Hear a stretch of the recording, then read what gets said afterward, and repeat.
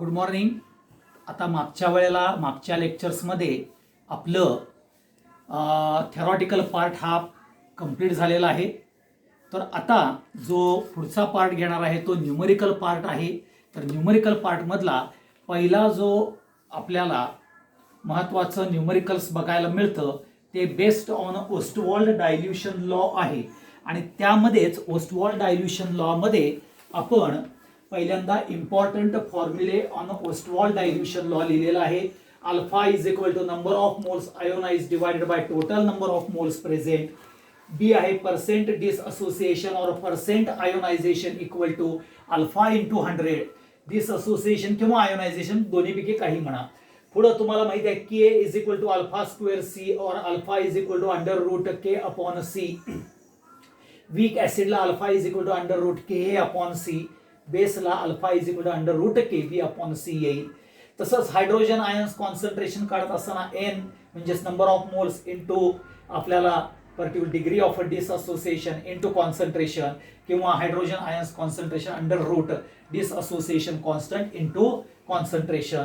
तसंच हायड्रॉक्सिल आयन्सचा फॉर्म्युला. आणि जर टू सोल्युशन्स असतील तर alpha square 2 divided by alpha square 1 equal to C concentration of 1 divided by concentration of 2. ह्या पद्धतीनं आपल्याला बघायचं आहे. आता इथं ज्या वेळेला आपण बघतो हे लक्षात घ्या. तर हे त्याचे फॉर्म्युले हे इम्पॉर्टंट फॉर्म्युले आहेत. ह्या इम्पॉर्टंट फॉर्म्युल्यावरून पहिल्यांदा आपल्याला ओस्टवॉल्ड डायल्यूशन लॉ कशा पद्धतीनं हे केला जातो ते आपण बघितलेलं आहे. हे लक्षात घ्या. आता न्यूमरिकल्स सोडवायचे जर झाले आपल्याला तर न्यूमरिकल्स हे त्याच्यामध्ये इझी आहेत. ज्यांना स्क्वेअर रूट काढता येतील पटकन तर त्यांना ते इझी जाणार आहे. हे लक्षात ठेवा. हा सगळ्यात इम्पॉर्टंट क्रायटेरिया आहे. Particularly to find out here we have to find out the square root. आणि स्क्वेअर रूट बघत असताना तुम्हाला लॉग टेबलचा हा यूज करावा लागतो. हे लक्षात ठेवा. आता पहिलं एक्झाम्पल जे आहे ते बघूया आपण. Dissociation constant of monobasic acid is 4 into 10 raised to -8. Calculate the degree of dissociation of the acid in 0.01 molar solution. हे तुम्हाला दिलेलं आहे. म्हणजेच तुम्हाला गिव्हन काय काय दिलेलं आहे बघा. तर गिव्हन ए दिलेला आहे, के ए दिलेला आहे, dissociation constant 4 into 10 raised to -8 तुम्हाला दिलेला आहे. कॉन्सन्ट्रेशन दिलेला आहे 0.01 आणि तुम्हाला अल्फा विचारलेला आहे किती काढायचा आहे तो. म्हणजेच मग तुम्ही फॉर्म्युला सोल्युशन्स जर घेतलं तर काय येणार आहे. फॉर्म्युला जो येणार आहे तर alpha is equal to under root K upon C हे बघायला मिळणार आहे. आता तुमचा के आहे 4 into 10 raised to -8 आणि कॉन्सन्ट्रेशन आहे 0.01 म्हणजेच 4 into 10 raised to -8 म्हणजेच हा 10 raised to -2 येईल 0.01 म्हणजेच हा इकडे गेला तुम्हाला तर 4 into 10 raised to -8 इंटू वरती आला 10 raised to 2 आला. म्हणजेच तुम्हाला आला हा 4 into 10 raised to -6 आला. म्हणजेच 4 into 10 raised to -3 चा स्क्वेअर येईल. हे लक्षात ठेवा. बरोबर आहे. म्हणजेच जर काढला तर हा 4 कोणाचा रूट आहे 2चा आहे. हा आला 10 raised to -3. ही अल्फाची व्हॅल्यू तुम्हाला बघायला मिळेल. मग तुमचा अल्फा येईल 2 into 10 raised to -3. ह्या पद्धतीनं आपल्याला हे पहिलं सोल्युशन्स बघितलेलं आहे. आता दुसरं सोल्युशन बघूया आपण. दुसऱ्या सोल्युशन्स मध्ये बघा डिसअसोसिएशन कॉन्स्टंट काय दिलेलं आहे. Dissociation constant of acetic acid 1.8 into 10 raised to -5. Calculate degree of हे विचारलेलं आहे. ते बघून घ्या काय विचारलेलं आहे. Dissociation constant of acetic acid is 1.8 into 10 raised to -5. Calculate A degree of dissociation of 0.1 molar solution and B percentage of ionisation हे विचारलेलं आहे तुम्हाला. म्हणजेच परत तुम्हाला जर गिव्हन बघितलं तर गिव्हन मध्ये काय दिलेलं आहे बघा, के दिलेला आहे 1.8 इंटू 10⁻⁻5 दिलेला आहे. ओके, कॉन्सन्ट्रेशन दिलेलं आहे 0.1 दिलेलं आहे आणि अल्फा काढायचा आहे आणि पर्सेंट आयोनायझेशन हे पण काढायचं आहे. मग सोल्युशन्स मध्ये मगासारखंच आपल्याला बघायचं आहे की alpha is equal to √Ka/C, म्हणजेच तुमचा के आहे 1.8 इंटू 10⁻⁻5. ओके, डिवायडेड बाय 0.1 येणार आहे. म्हणजेच इथं 1.8 इंटू 10⁻⁻5 डिवायडेड बाय इथं येईल 10⁻⁻1 वरती गेला की तुम्हाला 1.8 इंटू 10⁻⁻4 हा आपल्याला बघायला मिळेल. आता हे 10⁻⁻4 तुम्हाला बघता येईल, म्हणजे इथं 10⁻⁻2 येणार.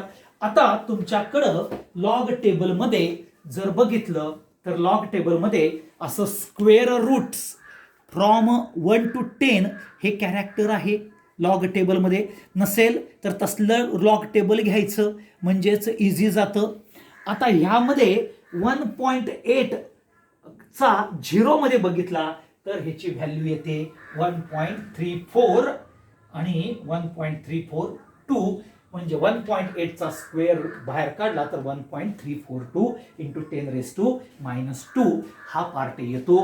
हे लक्षात ठेवा. म्हणजेच लॉग टेबल हे मस्ट आहे, हा इम्पॉर्टंट कॅरेक्टर आहे, हे एवढं महत्वाचं. मग तुम्हाला पर्सेंट डिसअसोसिएशन काढायचं आहे.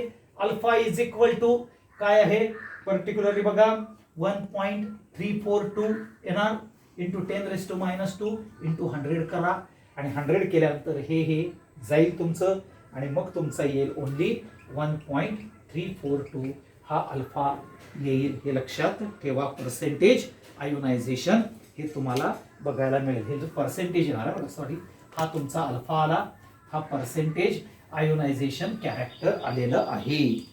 कळालं? हा दुसरा हे आहे. टिपिकली सोपे आहेत हे एक्झाम्पल्स, अवघड काही नाही आहेत सोडवायला. काय काय फक्त टिपिकल एक्झाम्पल्स असतील ते आपण नंतर बघायचे आहेत. पुढचा बघा. पुढचा तिसरा जो आहे 0.09 moles of a weak base is dissolved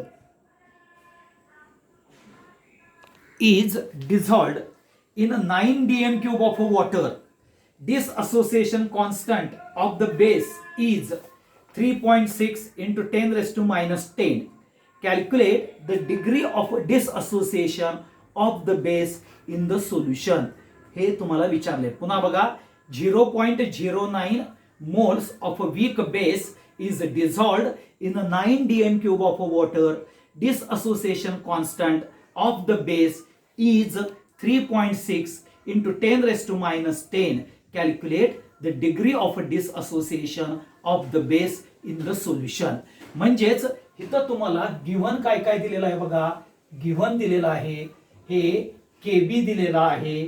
किती दिलेला आहे 3.6 इंटू 10⁻⁻10 दिलेला आहे आणि अल्फा काढायला विचारलेला आहे. मग आता इथं तुम्हाला कॉन्सन्ट्रेशन हे दिलेलं आहे. कसं आहे बघा, 0.09 मोल्स हे 9 dm³ मध्ये आहे.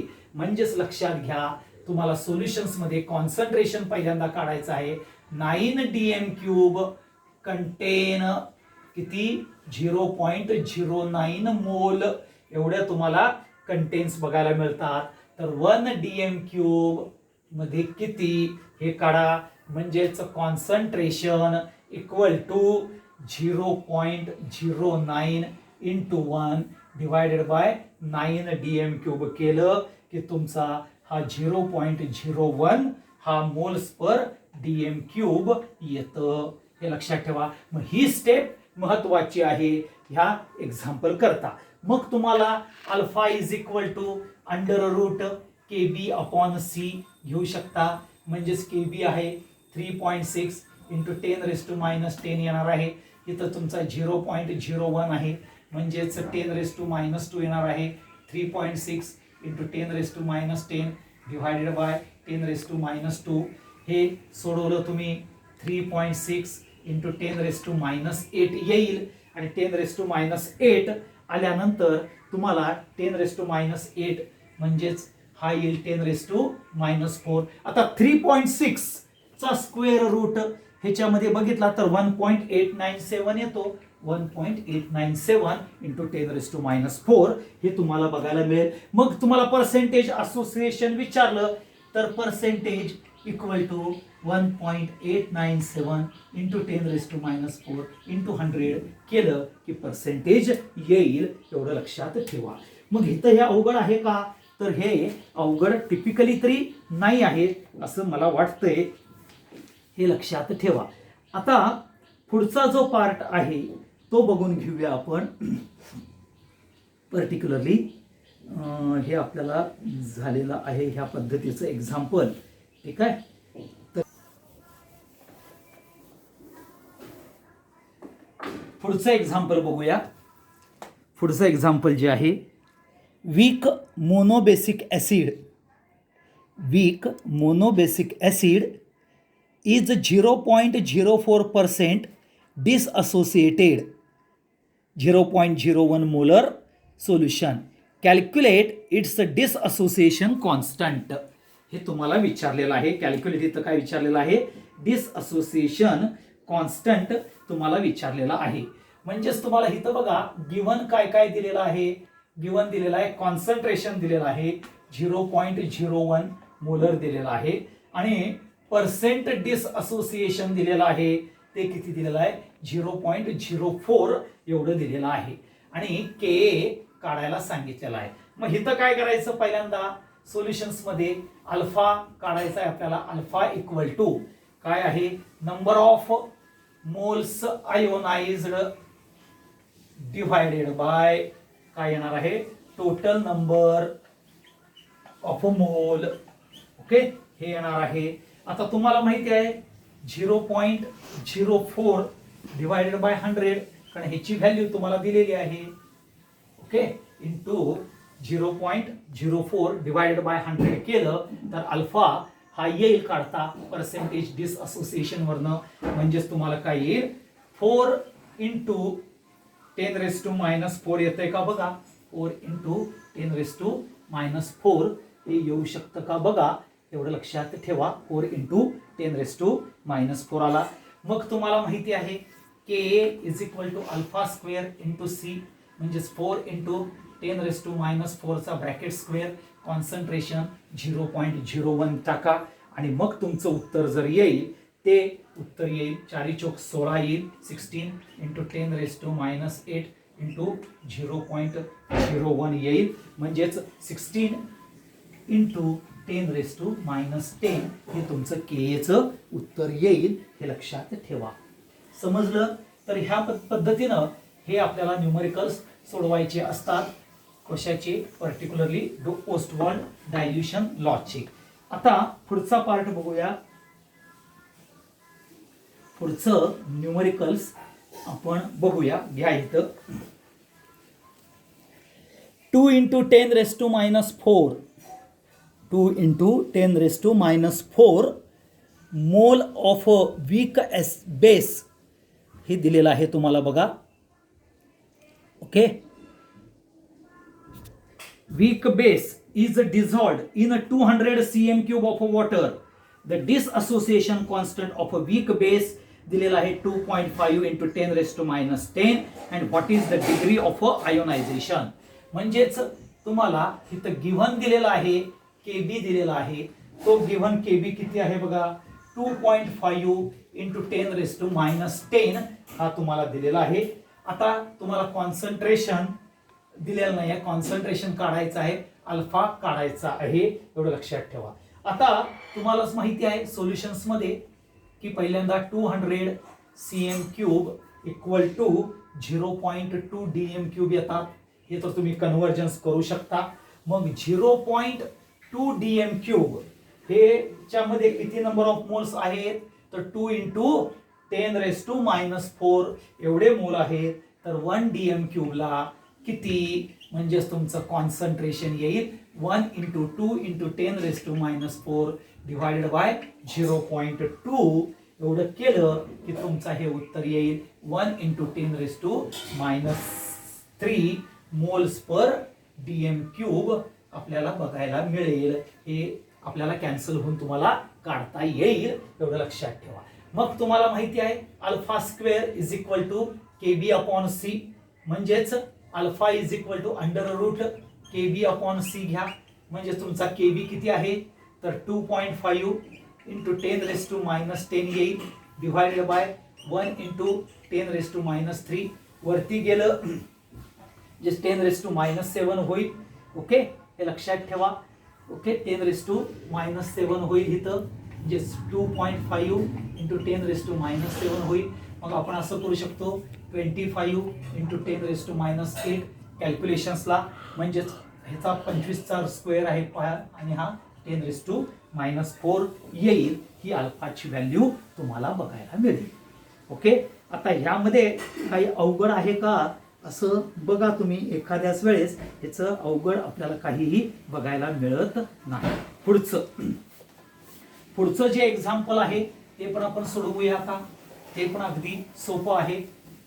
म्हणजे हे सगळे पर्टिक्युलरली आयोनिक इक्विलिब्रियमचे ओस्टवॉल्ड डायल्युशन लॉ हे बरेचसे हे आपल्याला बोर्डामध्ये इझी कॅल्क्युलेट करायला आहेत, एवढं लक्षात ठेवा.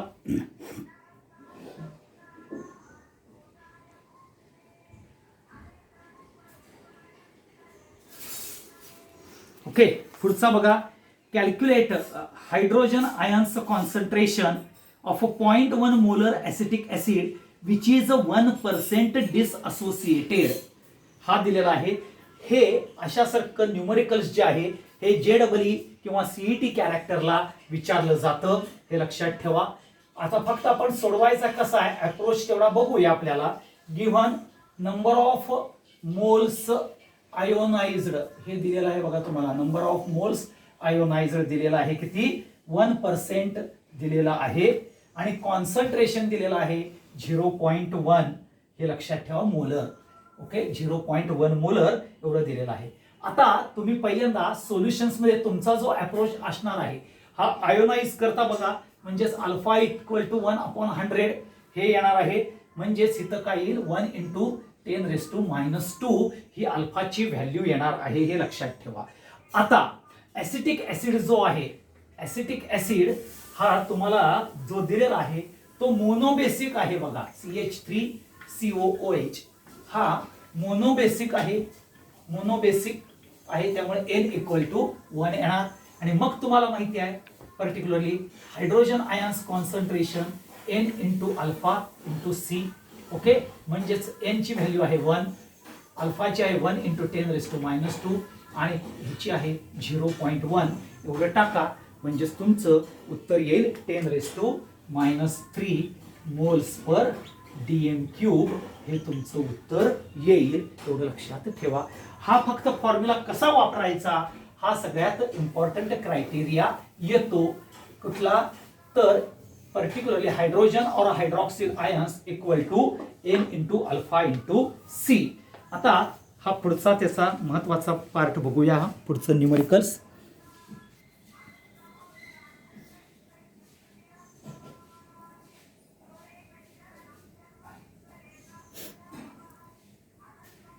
Okay, calculate hydrogen ions concentration and degree of dissociation of a 0.2 molar solution of acetic acid if its dissociation constant is 1.8 × 10⁻⁵ हे तुम्हाला जर दिलेलं आहे. आता इथं calculate hydrogen ions concentration and the degree of dissociation म्हणजेच आणि परत ॲसिटिक ॲसिड दिलेला आहे. म्हणजेच गिव्हन काय काय दिलेलं आहे बघा तुम्हाला. N ची व्हॅल्यू दिलेली आहे 1 कारण का मोनोबेसिक आहे म्हणून. कुठला ॲसिटिक ॲसिड हा मोनोबेसिक आहे. Ka ची व्हॅल्यू दिलेली आहे तुम्हाला 1.8 × 10⁻⁵ दिलेला आहे आणि कॉन्सन्ट्रेशन दिलेलं आहे 0.2 मोलर हे दिलेलं आहे.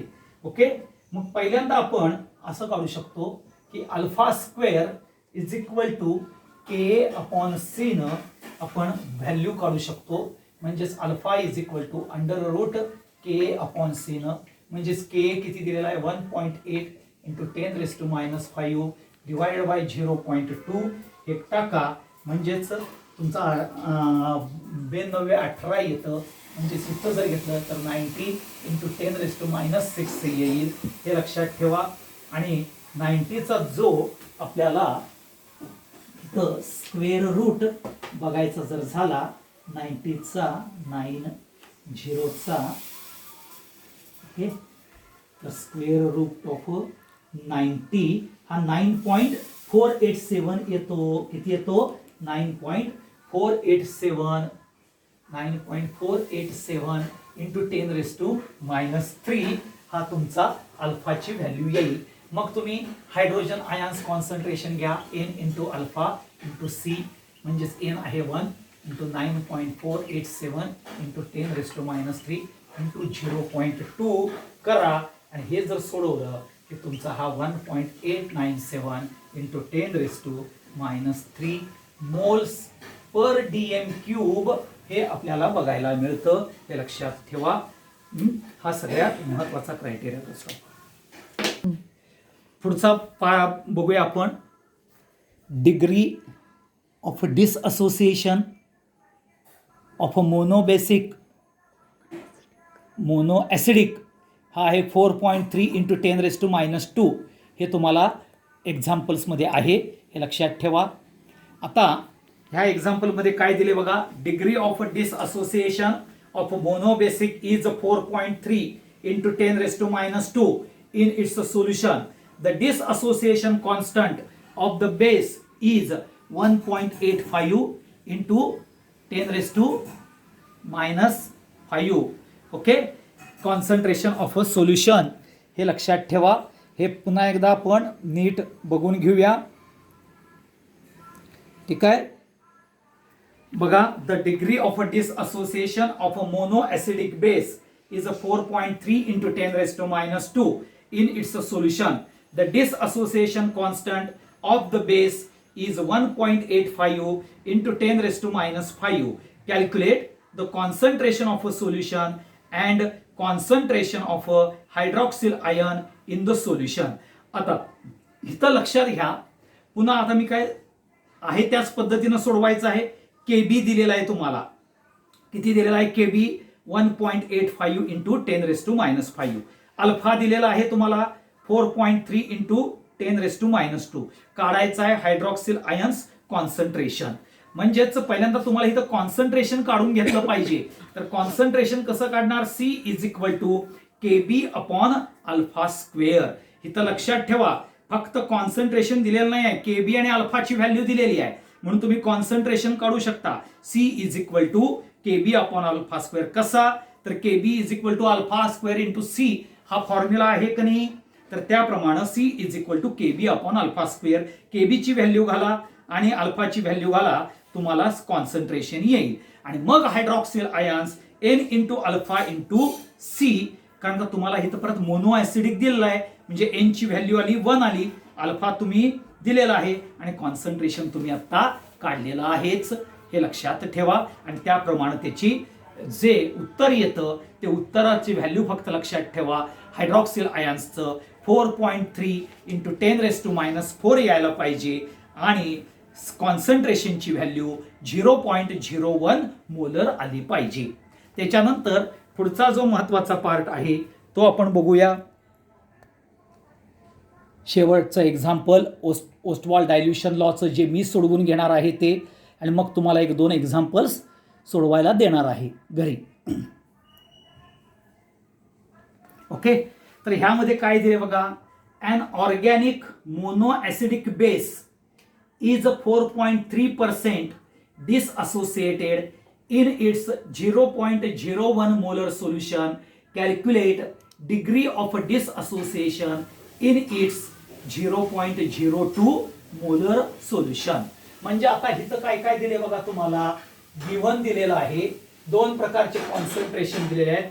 C1 is equal to 0.01 molar दिलेले आहेत आणि C2 हे 0.02 मोलर दिलेले आहेत. आणि नंबर ऑफ मोल्स आयोनाइज्ड दिलेले आहेत. ते किती आहेत 4.3% दिलेले आहे, हे लक्षात ठेवा.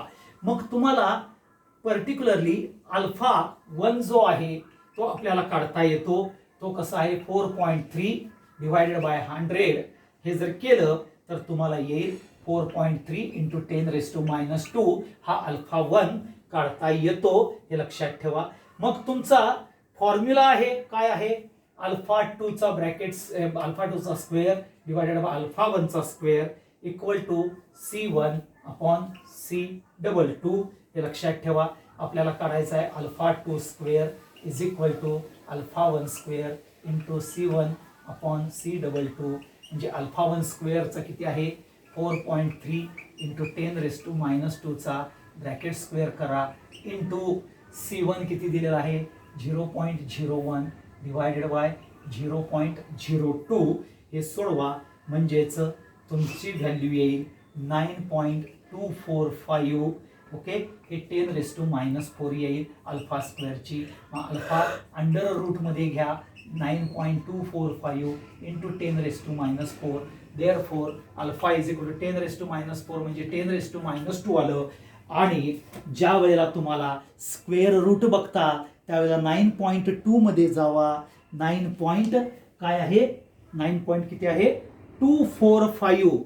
9.245 9.24 म्हणजे 3.040 हे तुमचं उत्तर येतंय, हे लक्षात ठेवा.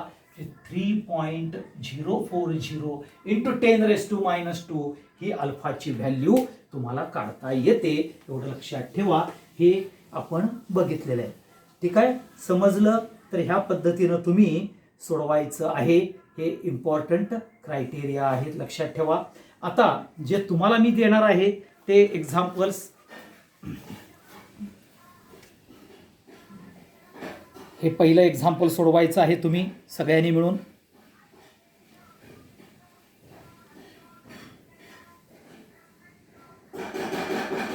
ओके, नंतर दुसरं एक्झाम्पल जे देणार आहे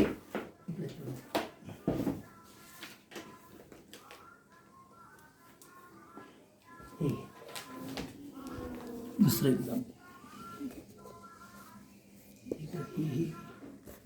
हे नव्हे, हे मग हेच घ्यायला लागेल. ते फक्त बाकीचं वरचं कॅल्क्युलेशन आणि हे पण टाक, वरचं पण टाक.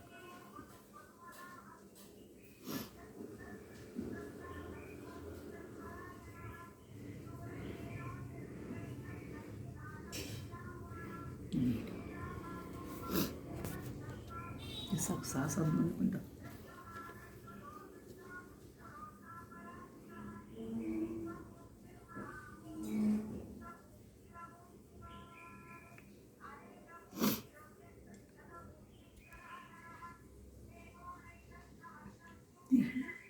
सोल्युशन्स मध्ये घेऊ, सोल्युशन घेऊ नका.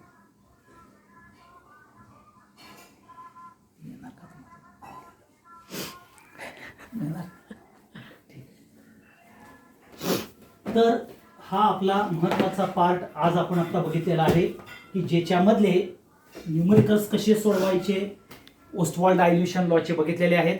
तुम्हाला जे पाठवलेले आहेत ते सोडवून बघा. त्यामध्ये काही शंका कुशंका असतील तर ते मला सांगा. आणि जो आयोनिक इक्विलिब्रियमचा आपण सगळ्यात जो चॅप्टर बघितला तो चॅप्टर्समध्ये पहिल्यांदा आपण ॲसिड म्हणजे काय, बेस म्हणजे काय, आयोनायझेशन म्हणजे काय, आरएनएस थिअरी काय, लेविस बेस कन्सेप्ट काय आहे, हायड्रोलिसिस ऑफ अ सॉल्ट म्हणजे काय आहे.